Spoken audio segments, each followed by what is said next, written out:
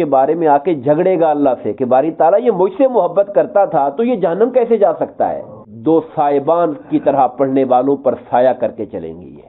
یعنی بسم اللہ الرحمن الرحیم. حضور نبی کریم علیہ الصلاۃ والسلام کی احادیث طیبہ کے درس میں مشکات المصابیح کے ذیل میں فضائل قرآن مجید کے حوالے سے ہم احادیث پاک کا ذکر کر رہے ہیں. حضرت سعید بن معلا رضی اللہ تعالیٰ عنہ روایت فرماتے ہیں کہ میں مسجد میں نماز پڑھ رہا تھا کہ مجھے نبی کریم صلی اللہ علیہ وسلم نے بلایا. چونکہ نماز پڑھ رہا تھا تو میں نے آپ کے بلانے کا جواب نہ دیا. حالت نماز میں تھا، سرکار نے بلا لیا تو میں نے جواب نہیں دیا، یہاں تک کہ میں نے نماز کو مکمل کیا اور نماز پڑھنے کے بعد میں آپ کی خدمت اقدس میں حاضر ہوا اور میں نے آ کے عرض کی کہ یا رسول اللہ صلی اللہ علیہ وسلم میں نماز پڑھ رہا تھا. یعنی تاخیر کی وجہ بتائی کہ میں نماز پڑھ رہا تھا. اس پر حضور نبی کرم صلی اللہ علیہ وسلم نے ارشاد فرمایا کہ کیا اللہ تعالیٰ نے یہ نہیں فرمایا استجیبوا للہ والرسول وللرسول اذا دعاکم لما یحییکم؟ کیا اللہ نے قرآن میں نہیں فرمایا کہ لوگو جب اللہ اور اس کا رسول تمہیں بلائیں تو ان کی پکار پہ لبیک کہا کرو؟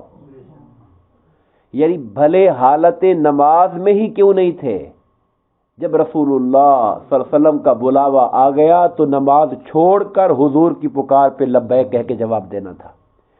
اور دلچسپ بات یہ ہے کہ اگر آقا کی پکار پہ نماز کے درمیان میں چلے جائیں اور حضور جو کام فرمائیں وہ کام بھی کر کے آ جائے تو نماز ٹوٹتی نہیں ہے، نماز پھر وہیں سے شروع ہو جایا کرتی ہے. جب آ کر ان کو یہ فرمایا تو ساتھ ہی حضور نے ان کی دلجوئی کے لیے، اب ظاہر ہے کہ کسی کو جب آپ اس طرح سمجھا رہے ہیں ہو سکتا ہے کہ کسی کے دل میں تھوڑا بوجھ آئے کہ میرے اوپر مجھے ایسے موقع پیش آ گیا، مجھ سے غلطی ہو گئی اور مجھے کہا گیا. تو ہمارے آقا کریم لوگوں کی بہت دلجوئی فرمایا کرتے تھے. تو سرکار نے فرمایا کہ کیا میں تجھے مسجد سے نکلنے سے پہلے پہلے قرآن کی سب سے عظیم سورت نہ بتاؤں؟ جب وہ سوال جواب ہو گیا، بلایا، وہ دیر ہو گئی، ان کو سمجھا دیا کہ بھئی آپ کو پڑھا نہیں تھا آپ نے قرآن میں، اللہ نے کہا ہوا فوراً آنا ہوتا ہے، وہ ساری بات ختم ہو گئی. اب سرکار نے آگے بات شروع کر دی کہ کیا میں تمہیں قرآن کی سب سے عظیم سورت مسجد سے نکلنے سے پہلے پہلے نہ بتاؤں؟ میں نے عرض کیا رسول اللہ مجھے بتائیے. تو وہ کہتے ہیں آپ نے میرا ہاتھ پکڑ لیا اور پھر جب مسجد سے نکلنے کا ارادہ کیا، یعنی یہ بات فرمائی مسجد کے اندر، پھر میرا ہاتھ تھام لیا سرکار نے اور ہاتھ تھام کر مسجد سے باہر نکلنے لگے. اور لگتا ہے کہ مسجد کے دروازے پر ابھی آئے ہوں گے، نکلے نہیں ہوں گے، انہیں یاد کرایا حضور آپ نے فرمایا تھا کہ مسجد میں نکلنے سے پہلے پہلے میں قرآن کی عظیم سورت آپ کو بتاؤں گا، تو آپ نے بتائی نہیں ابھی. تو سرکار نے فرمایا وہ اعظم ترین سورت قرآن مجید کی الحمدللہ رب العالمین الرحمن الرحیم مالک یوم الدین ایاک نعبد و ایاک نستعین، سورہ فاتحہ ہے وہ. اور فرمایا یہی السبع المثانی ہے قرآن میں، اللہ پاک میں ہم نے آپ کو سبع مثانی دی، وہ یہی ہے، یعنی 7 دہرائی جانے والی آیتیں جو ہر نماز میں ہر رکعت میں پڑھی جاتی ہیں. اور یہی قرآن عظیم ہے، قرآن مجید کی یہ صورت ہے جو مجھے عطا کی گئی ہے. تو اس کے اندر بہت سی باتیں آپ نے دیکھا کہ سرکار نے ایک تو ان کو نماز اس بات کا اشارہ دے دیا کہ رسول اللہ کا بلاوا نماز کے اندر حائل نہیں ہونا چاہیے، جس طرح ماں کے بلاوے پر نفل نماز توڑ دینی چاہیے. یہ بھی فقہ کا مسئلہ ہے، اگر نفل نماز پڑھ رہے ہیں اور ماں نے بلا لیا ہے تو نفل نماز کو چھوڑ دیا جائے گا، بعد میں پڑھ لی جائے گی، ماں کے بلاوے پر اولیت آئے گی. ایک حدیث پاک آتی ہے بہت طویل، میں سے اشارہ کرتا ہوں. بنی اسرائیل کے ایک شخص تھے جریج نام کے، جریج، تو وہ بڑے عابد و زاہد تھے. انہوں نے اپنا ایک عبادت خانہ بنایا ہوا تھا، وہاں پہ جا کے اللہ اللہ کرتے رہتے تھے. ایک بار ان کی ماں وہاں پہ آئی، وہ اوپر بالے خانے پر عبادت کر رہے تھے، تو ماں نے آواز دی جریج.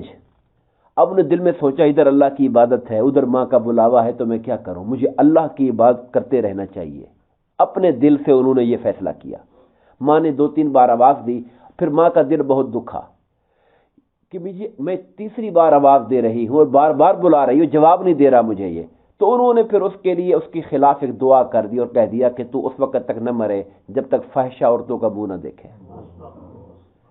تو پھر ایک طویل واقعہ ہے، پورے کی پورا درس اسی میں گزر جائے گا۔ پھر ہوا یہ کہ کسی خاتون نے اس پہ الزام لگا دیا، اس نے اپنا بد کرداری کسی چرواہے کے ساتھ کی تھی، الزام اس پہ لگا دیا گیا، لوگوں نے آ کے اس کا سارا عبادت خانہ ڈھا دیا، گرا دیا، مارا پیٹا۔ پھر لوگوں سے کہتا تھا لوگوں جس بنا پر مجھے مار رہے ہو قصور میرا یہ نہیں ہے، مجھے پتا ہے قصور میرا کیا ہے کہ میں نے اپنی ماں کی بلاؤ پر لبیک نہیں کہا تھا۔ تو یہ میں نے مختصر خلاصہ بیان کر دیا۔ تو حضرت ابو ہریرہ رضی اللہ تعالیٰ عنہ سے روایت ہے، آپ فرماتے ہیں کہ رسول اللہ صلی اللہ علیہ وسلم نے ارشاد فرمایا اپنے گھروں کو قبرستان نہ بناؤ، اپنے گھروں کو قبرستان نہ بناؤ۔ مقصد یہ ہے کہ اپنے گھروں کو اللہ کے ذکر سے خالی نہ کرو، اپنے گھروں کو قرآن کی تلاوت سے خالی نہ کرو، اپنے گھروں کو عبادات سے، جو نفلی عبادات، فرض تو مسجد میں ادا کرنا واجب ہوتا ہے ایک صحت مند آدمی کے لیے جہاں تک ممکن ہو سکے، مگر نوافل کو گھر میں پڑھنا چاہیے۔ ہم اپنے گھروں کو قبرستان نہ بناؤ، بے شک شیطان اس گھر سے بھاگ جاتا ہے جس گھر میں سورہ بقرہ پڑھی جاتی ہے۔ یہ شیاطین، آسیب، جنات، اس طرح کی جو چیزیں ہیں ان کے لیے یہ سورہ بقرہ سرکار نے تعلیم فرمائی۔ خاص طور پہ آپ دیکھتے ہیں لوگ گھروں میں شفٹ ہوتے ہیں، نئے گھر بناتے ہیں یا کسی گھر میں جا کے رہائش رکھتے ہیں، تو اچھا ہے، اولا ہے، حفاظت کے قریب ترین ہے کہ انسان سورہ بقرہ خود پڑھے، گھر والے پڑھیں بیٹھ کر، تاکہ اگر اس طرح کے کوئی اثرات یا کوئی شیطانی چیزیں ہیں تو وہاں سے قرآن مجید کی سورہ بقرہ کی تلاوت کی برکت سے وہ گھر پاک اور صاف ہو جائے۔ یہ صحیح مسلم شریف کی حدیث پاک تھی۔ حضرت ابو امامہ رضی اللہ تعالیٰ عنہ، اب یہ فضائل قرآن کے اندر آپ باب ہے، آپ صورتوں کی فضیلتیں پڑھتے جائیں گے کہ کس صورت کا کیا مقام ہے اور کس صورت کے کیا فوائد ہیں، خاص طور پر ظاہری طور پر، جسمانی طور پر۔ حضرت ابو امامہ رضی اللہ تعالیٰ عنہ سے روایت ہے، آپ فرماتے ہیں کہ میں نے رسول اللہ صلی اللہ علیہ وسلم کو یہ فرماتے ہوئے سنا کہ قرآن پڑھا کرو، قرآن پڑھا کرو، بے شک قیامت کے دن قرآن پڑھنے والوں کا سفارشی بن کے آئے گا۔ قرآن سفارش کرے گا، جو قرآن سے محبت کرتا ہے، قرآن کو پڑھتا ہے، تلاوت کرنا قرآن کی اپنی زندگی کا حصہ بنائے رکھتا ہے، تو قرآن قیامت کے دن ایک حدیث پاک میں آتا ہے اس کے بارے میں آ کے جھگڑے گا اللہ سے کہ باری تعالیٰ یہ مجھ سے محبت کرتا تھا تو یہ جہنم کیسے جا سکتا ہے، یہ مجھ سے پیار کرتا تھا، میری تلاوت کیا کرتا تھا، اپنی زبان کو میری تلاوت سے تر کیا رکھتا تھا، باری تعالیٰ اس کو عذاب اور تکلیف کیسے آ سکتی ہے جبکہ یہ تیرے کلام قرآن سے محبت کیا کرتا تھا۔ یہ سفارشی بن کے آئے گا قیامت کے دن اپنے پڑھنے والے کا۔ اور پھر فرمایا دو روشن و تاباں صورتیں پڑھا کرو، بڑی روشن نورانی صورتیں ہیں پڑھا کرو، اور وہ کون سی ہیں؟ سورہ بقرہ اور سورہ آل عمران۔ فرمایا اس حال میں کہ یہ قیامت کے دن یہ دو بادل، دو سائبان کی طرح پڑھنے والوں پر سایہ کر کے چلیں گی، یہ یعنی قیامت کے دن جو ان کو پڑھنے والا ہے یہ اس کے لیے بادل کی طرح سائباں بن کر سایہ کرنے والی ہوں گی۔ یا کہا پرندوں کی دو جماعتیں، جیسے پرندے پر سے پر ملا کر اوپر آ جائیں اور نیچے سایہ ہو جاتا ہے، یا بادل آ جائیں یا سائبان آ جائیں، تو یہ دونوں صورتیں اپنے پڑھنے والوں کے لیے اس طرح سایہ کریں گی اور اللہ تعالیٰ کی بارگاہ میں پڑھنے والوں کی طرف سے جھگڑیں گی۔ سورہ بقرہ کو پڑھو کہ اس سورت کو لینا برکت ہے، اور اس سورت کو چھوڑ دینا حسرت اور افسوس کا بات ہے، اور صرف سست لوگ اسے پڑھنے کی طاقت نہیں رکھتے۔ بندہ سوچا ہے تو بہت بڑی سورت ہے، 2.5 پاروں کی سورت ہے، کیسے پڑھیں گے؟ فرمایا یہ مسلم شریف کی حدیث ہے، صرف سست لوگ ہیں جو اس کو پڑھنے کی طاقت نہیں رکھتے، وگرنہ بندہ تھوڑا سا عزم اور ہمت کرے گا تو اللہ تعالیٰ اس کے لیے اس کو پڑھنا بھی آسان فرما دے گا۔ حضرت ابی بن کعب رضی اللہ تعالیٰ عنہ سے روایت ہے، آپ فرماتے ہیں کہ رسول اللہ صلی اللہ علیہ وسلم نے ارشاد فرمایا، اے ابو منذر، ابو منذر ابی بن کعب کی کنیت ہے، بیٹے کے نام سے جب بلاتے ہیں، ایک تو یہ اگلے کا اعزاز ہوتا ہے، کسی کو عزت دینا ہوتا ہے۔ عرب کے اندر نام لے کر بلانے میں وہ تعظیم نہیں ہوتی تھی جو کنیت کے ساتھ بلانے میں ہوتی تھی۔ سرکار کو یا ابو القاسم، حضور کی کنیت تھی ابو القاسم، چونکہ حضور کے پہلے بیٹے کا نام قاسم تھا، تو ابو القاسم حضور کی کنیت تھی۔ عمر فاروق کی کنیت تھی ابا حفص، حضرت حفصہ کے وہ والد تھے ابا حفص۔ یہ ابو حفص ابا حفص میں کوئی فرق نہیں ہوتا، یہ اعرابی کنڈیشن ہوتی ہے۔ جب یا پیچھے لگ جائے تو ابا پڑھتے ہیں، ابو نہیں پڑھتے، جب یا کے بغیر پڑھتے ہیں تو پھر ابو پڑھتے، ابو بکر یا ابا بکر۔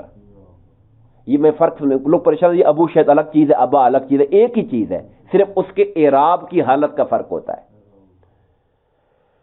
تو حضور نے فرمایا اے ابو منذر تو جانتا ہے کہ اللہ کی کتاب میں کون سی آیت تیرے نزدیک سب سے عظیم اور بزرگ تر ہے؟ پہلے پوچھا تھا کون سی سورت سب سے عظیم اور بزرگ تر ہے؟ سورت، اگر پوری سورت کے اعتبار سے دیکھیں تو سورہ فاتحہ سب سے عظیم ہے. اور جب پوچھا کہ بتا کہ کون سی آیت ہے جو سب سے عظیم تر ہے، تو انہوں نے جواب میں کہا، یہ بھی ادب ہوتا ہے، یا آقا اللہ اور اس کا رسول بہتر جانتا ہے. جب کوئی استاد اور بڑا کسی بات کے بارے میں پوچھے تو اصلاً اپنے علم کو اظہار نہیں کرنا چاہیے، کہنا چاہیے جی آپ بہتر جانتے ہیں، جیسے آپ فرمائیں گے. سرکار نے فرمایا تم بتاؤ کہ اللہ کی کتاب میں سب سے بہتر بزرگ آیت کون سی ہے؟ جب منشا سمجھ لیا حضور کا کہ حضور مجھے جاننا چاہ رہے ہیں، تو فرمایا اللہ لا الہ الا هو الحی القیوم لا تاخذہ سنۃ ولا نوم. آیت الکرسی جسے کہتے ہیں وہ عظیم ترین آیت ہے. کہتے حضور نے میرے سینے پہ اپنے دست مبارک پھیرا اور فرمایا یہ علم تجھے مبارک ہو، خدا نے تجھے قرآن کے بارے میں یہ علم دیا ہے کہ عظیم بات کون سی ہے، آیت کون سی ہے، یہ علم تجھے مبارک ہو. کس قدر خوش نصیب لوگ تھے وہ جن کے سینے پر حضور کا ہاتھ لگتا تھا اور آقا ان کے لیے برکت کی دعائیں دیا کرتے تھے. دعا فرمائیے اللہ تبارک و تعالی ہمارے آقا کریم علیہ الصلوۃ والسلام کے روحانی فیوضات سے ہم سب کے سینوں کو روشن فرمائے. آمین. وما علینا الا البلاغ.